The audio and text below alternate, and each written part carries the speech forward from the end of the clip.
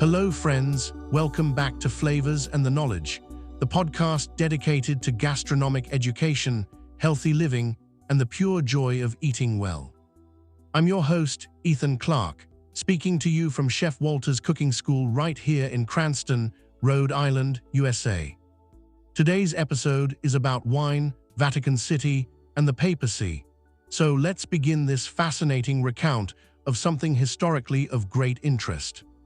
The Vatican City, officially known as the Vatican City State, is an independent city-state enclaved within Rome that serves as the headquarters of the Roman Catholic Church and the home of the Pope. As the smallest internationally recognized independent state in the world by both area and population, the history of the Vatican City is closely intertwined with that of the Papacy and the Catholic Church. One integral part of this history is wine. As wine holds religious and cultural significance for the Catholic Church, the vineyards and wineries within the walls of Vatican City and the Papal States have a centuries-long history. This blog post will provide an overview of this history, exploring the relationship between wine, the Vatican, and the Papacy throughout the years. Wine has long held religious and cultural importance within the Catholic Church. As one of the elements of the Eucharist, the ritual commemorating Jesus Christ's Last Supper, wine holds deep spiritual meaning. Cultivating vineyards and producing sacramental wines thus have ancient origins within the Church. Archaeological evidence suggests vineyards have existed in the Vatican since Roman times. As the seat of the Roman Catholic Church was established in Rome beginning in the 4th century AD, wines grown in the surrounding regions became associated with the Papacy and the Vatican. In the Middle Ages, the Papal States expanded to encompass a large area of central Italy.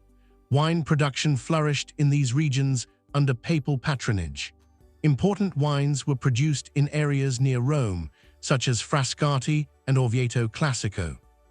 The Avignon Papacy, from 1309 to 1377, when the Papacy resided in France instead of Rome, introduced Italian wines to the French aristocracy and royalty. The so-called Pope's wines gained significant renown.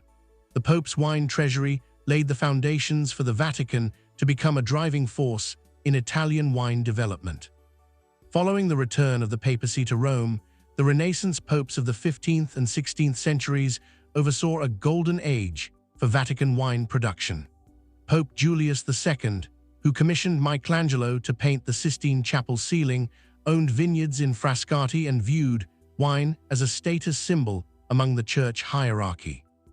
Pope Leo X, born to the famous Florentine Medici family, continued to elevate the role of wine in Vatican culture. He grew up appreciating fine wine and held lavish feasts and celebrations with copious amounts of Tuscan wine. Leo declared Roman wine shops tax-exempt to ensure an adequate supply.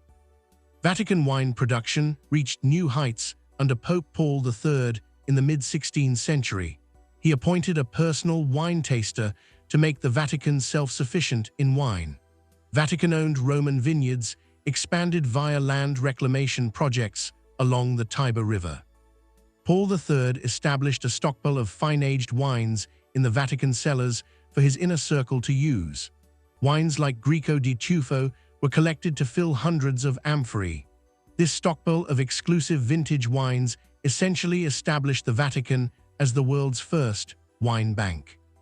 In the 19th century, the Vatican's wine industry faced significant upheaval due to geopolitical changes and the phylloxera epidemic.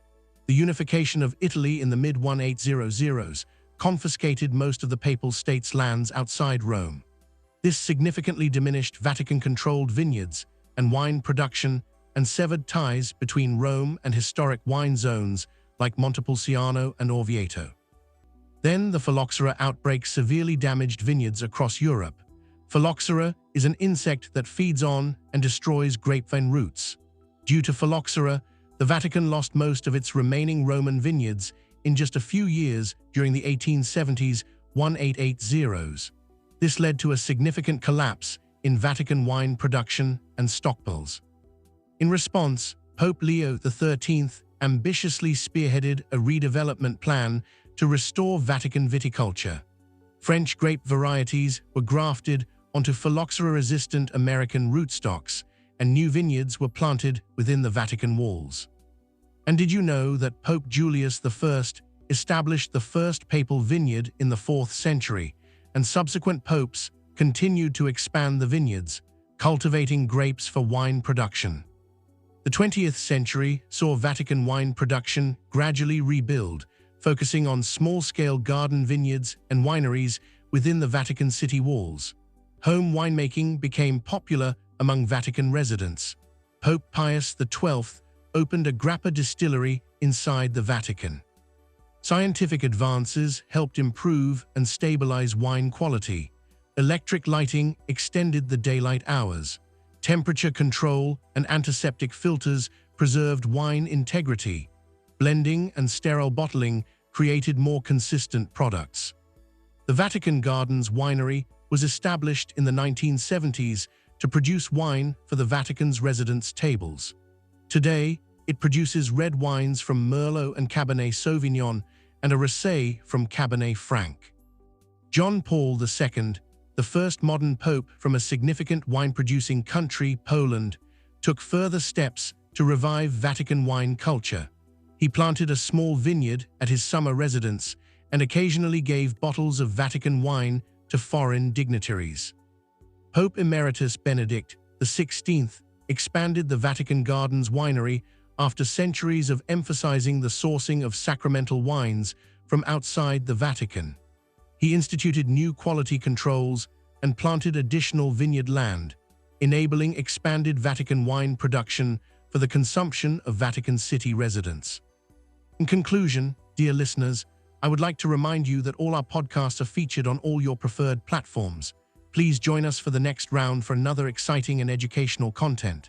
You can join us and take cooking classes at our school if you live in the New England area to certainly elevate your talent. For recipes regarding this episode, please visit our Flavors and Knowledge newsletter for the free download. All links and details will be in the show notes. Lastly, if you are in the kitchen, keep your eyes on the fire. Thanks for the privilege of your time. This podcast is produced and published by Sim Val Media Group, USA.